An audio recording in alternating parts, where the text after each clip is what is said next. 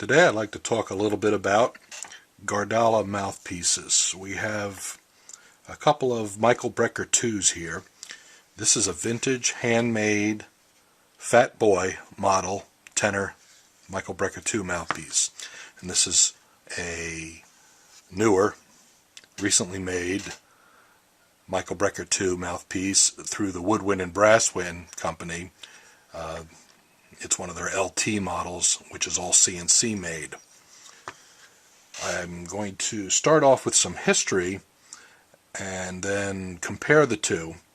And this one was sent to me by a client for restoration, and I'll show you what's wrong with it.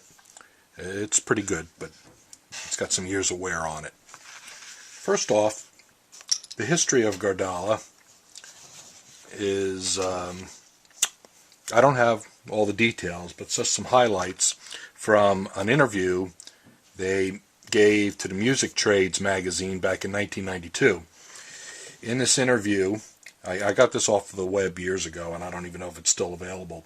But in the interview, in '92, they mentioned that Jeff Powell and Dave Guardala had been working together for 10 years, so that puts them starting out as 1982.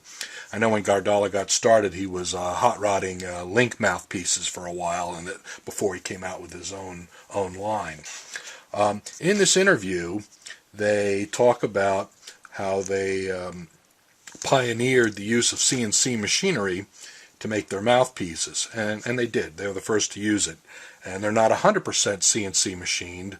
A lot of the interior in this area and some of the finer aspects of the tip rail they did by hand, as opposed to the modern LT, which, even though the box it comes in says it's been hand finished in the USA, this has absolutely no hand finishing. It's a very nicely made CNC mouthpieces to where it's good right off the machine, pretty much. It's got some minor issues, but handmade mouthpieces often have minor issues also. Again, in this interview, they had talked about how they had, at this time, they've been working with Michael Brecker, and he chose one of their traditional models as the one that he wanted to play. And that traditional, later I read somewhere, was renamed the Michael Brecker mouthpiece, and then they may have modified the traditional design and came out with other ones which have no ridge here, but more of a gentle arc. But they talk about the traditional and the studio in this article, and the fact that they then made a brighter Curtis and a darker Crescent, for their line of mouthpieces. The next thing they mention is that they were coming out with the Fatboy mouthpieces right around this time, and they had also applied for a patent on it, and the first Fatboy was a soprano that Branford Marsalis was currently using on The Tonight Show. And they were going to be coming out with Fatboys for the tenor, alto, and bari also. The Fatboys, and they mentioned the main feature of it is an elliptical chamber. Now, I'll show you the patent on it, but the elliptical chamber is slightly higher than it is wider on the inside. That was the idea of the patent. Here is a copy of one of Guardala and Powell's patents. Again, I printed this out years ago. This is public record. You can do a patent search on David Guardala, and there's two patents in there. There's one patent for the outside looks and shape of the mouthpiece, and there's another patent, this one, that claims two main things. They claimed that their high baffle essentially is unique, and that's not really true. There's other patents for high baffles from Brillhart for one, and maybe Runyon for another. But what's unique in their patent is they talk about their elliptical cross section, and the drawings they give for that. Right here, this is their elliptical cross section. And what it is, it has a slightly, there's a ridge at the top of the mouthpiece, and the shape of that ridge is also shown in this diagram. So it's kind of like two arcs blended together that have a slight ridge in there, and it's higher than it is wide.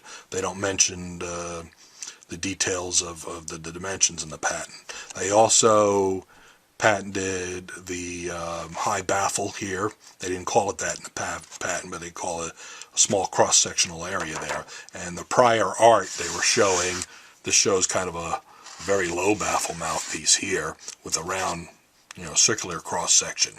So you can see the section where figure 5 comes from is right in the middle, of the mouthpiece in this area. And it actually shows that the shank drops down and protrudes up. So I don't know if that's just an artist rendition or whether they actually made mouthpiece like that, either the soprano or a couple prototypes. But I'll tell you this particular Fatboy does not have those features. All it has is a ridge on the top, that's very easy to see, but inside here is purely cylindrical. I've looked at it with a telescoping bore gauge. This is spring-loaded, which you can put inside. You can kind of lock it, and then you can sweep it around, and it is the same in all directions as I measure it up and down. I also took a light.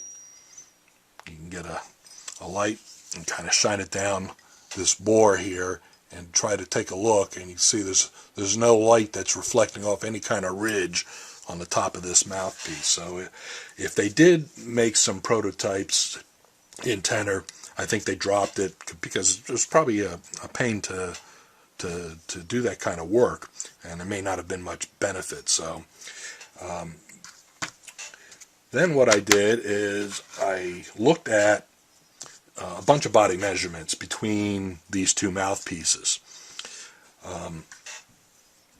and I wrote them all down here, and I'll for the most part they're almost identical. Minor changes that I have seen is that the table is lower on this one and closer to the body. You can see the heel of this one's a little higher than this. The body dimension here, even though it doesn't have a ridge on it, is actually pretty much the same as the body dimension here with the ridge. If anything, the modern LT is a little taller by, in this case, I get like 839 on this one and 0.825 inches on the original. So, by 14 thousandths of an inch, this one's a little thicker. The other areas that I'll mention, the length is almost identical. The LT is just a tad longer, 40 thousandths. But that just puts more of it on the cork. It doesn't change the sound or anything. Because of the shape of the body is outside with the ridge is slightly different, it is a tad thicker in this area. So you may kind of feel something like that in your embouchure. The amount we're talking about, though, is 24 thousandths of an inch, like across, the width right here at the bottom of the bite plate. So, 24 thousandths of an inch, that is that much. So, not enough to really, I think, feel it. The Fatboy also has a little bit more of a duck bill to it. The height of it here, which is tough to find points to measure it at, so I measured it right at the top of the bite plate down to the facing, and recorded that here. So the Fatboy was thinner. It was 0.405 thousandths of an inch, and this was 0.430. Again, about 25 thousandths difference. So it's just that you might feel, because your mouth is pretty sensitive, so you might actually feel with your embouchure on this one that it's got a different a smaller feel downward, but a wider field this way. Baffles. The baffle high angles are identical. The lengths are slightly different. This particular Fatboy is a little longer, but the angles are the same. So what that means is, since this first ramp is a little shorter than this one, it's just cut sooner. So they took a little bit of extra material out of this area right here. But a bunch of ways to check the angle. I take measurements along here, but if you have a flat baffle, you can hold a straight edge along it and look for where it projects to the shank, and you can see how that projects right to the middle. That's a pretty sensitive measurement. You can even, measure that with a set of calipers, but if you hold this one on and do the same thing, they come out pretty much the same. So that's why I say the angles are the same, but the drop starts a little sooner in this LT. And these handmades vary a lot because, like I said, they did handwork in here, so you'll see even in pictures where the length of the first baffle varies some. I see that a lot in the Michael Brecker I's and the Michael Brecker II's. So you can look at photos on my site and you'll see variations of baffle lengths. The last area I'll mention that is different is inside. I mentioned earlier that this, the cheeking out and the throat area, this was all finished by hand using a Dremel tool and some files, some sandpaper. So there's a lot of handwork in this throat area. On the LT models, they figured out how to do it. It was a fancier machine, probably 5-6 axis CNC machine. They could get a tool in there, but by doing that, they couldn't get the cheek all the way down to the same area as it's seen on the handmade. There's actually a little ridge in here where the cheeks aren't as big. That's the bottom line. So being how the cheeks are not as large, this would be a little brighter. But since the baffle starts to drop a little sooner, it would make it darker. So pretty much without playing them, I would look at these and tell you that they probably sound similar. More similar than not. So, the LT is a pretty good copy of what their thinking was, around this time, or a little later. The Fatboys were one of their later models before they kind of got out of business. Okay, so the last part that I'll talk about is what this Fatboy needs for restoration. It had been dropped, so the tip is just a little bit irregular, so I'll clean that up. It has not as much wear on the tip rail as some I've seen, but the tip rail has gotten thicker from the reed beaten on it for, probably, 20 years or so. What is the most significant problem is that there's wear at the facing length. A Guardala should have a fairly long facing, and they usually measure, handmades are in the 50 to 54 range, and occasionally a 56, but that starts to get to be kind of long. So the way you measure a facing length, you use a thin feeler, 0.0015 inches in facing length, and a glass gauge. This is incremented in millimeters times 2, and you drop this in there, and you stop where, see where it stops. And in this case, it's like 54.5 on the left and 55 on the right. Minor difference, but that's a little longer than I like to see them. If they're too long, you'll be into the thick part of the reed, which won't be able to start bending yet, and you'll get air leaking out the sides as you play it, and the response is poor. Now on this Fatboy, the first feeler measures 62 on the left and 60 on the right.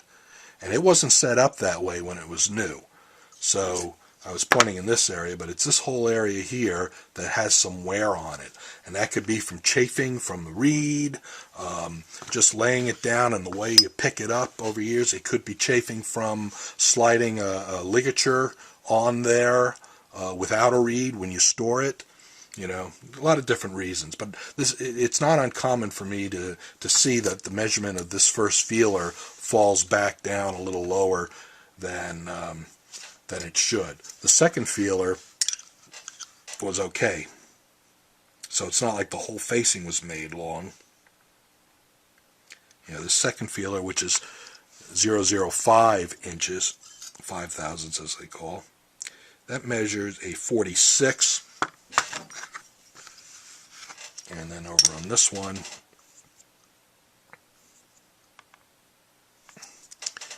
it measures 46.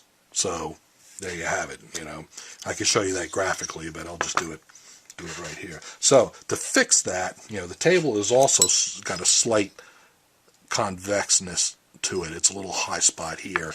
We have to skim a little bit of material off the table to flatten it and shorten that facing length up a tad to get that feeler in the right place, and then freshen up the entire facing, clean up, you know, the tip rail. We'll give it a new pink bite plate and polish it all up, since you know, the owner of this mouthpiece is going to plate it himself. I could send it out for plating also. I don't do that in house. But it's a very nice mouthpiece. The shank is a tad out of round. Like I said, it may have had a small drop, but I'll try to tap that a little rounder. But it's not too bad. I've seen much worse. So stay tuned for what that looks like after I get it all cleaned up.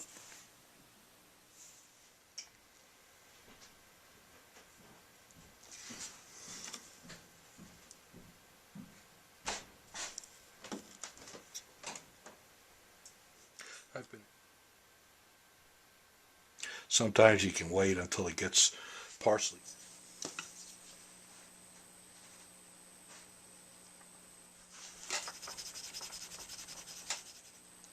Okay, I've already shortened it up to about 54. Just 3 strokes.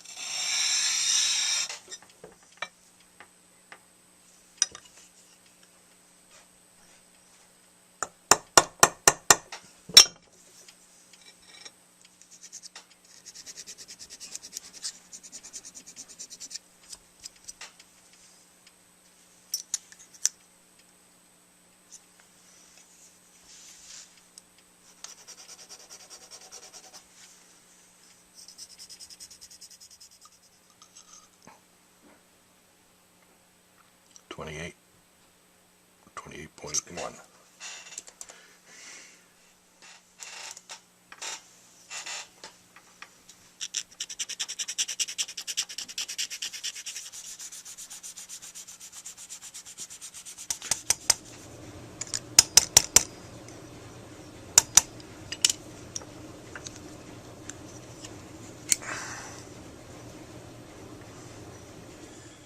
Okay, here's the final restoration. Finger's still a little dirty from my hand polishing that I did on this.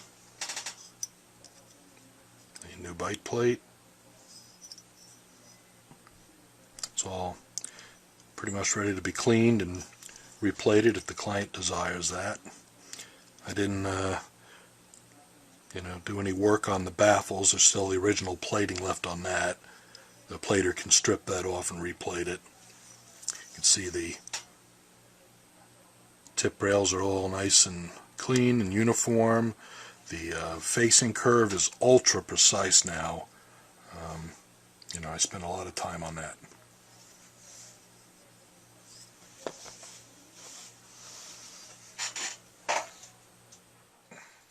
This is my late 60s Con 10M that's been overhauled, kind of strange, black, but that's the way I got it. I'm going to use it for the playtesting. This is the Michael Brecker II Fatboy with a number 2 fiber cell, because it has a 0.124 inch tip opening, almost an eighth of an inch, and that's bigger than I normally play. The 2 sounds a little buzzy on it, but that's what's comfortable. And a Rovner L12 light ligature.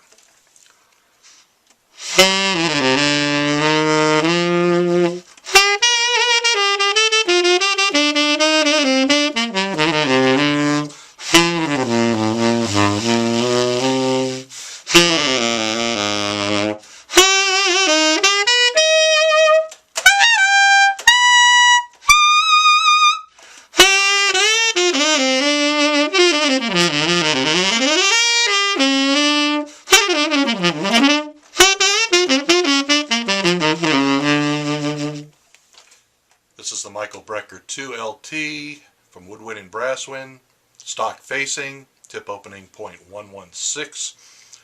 They only come in one size and they're pretty consistent. The handmades vary a little in tip opening, so this one's smaller. I'm still using a number 2 reed on this and the L12 ligature.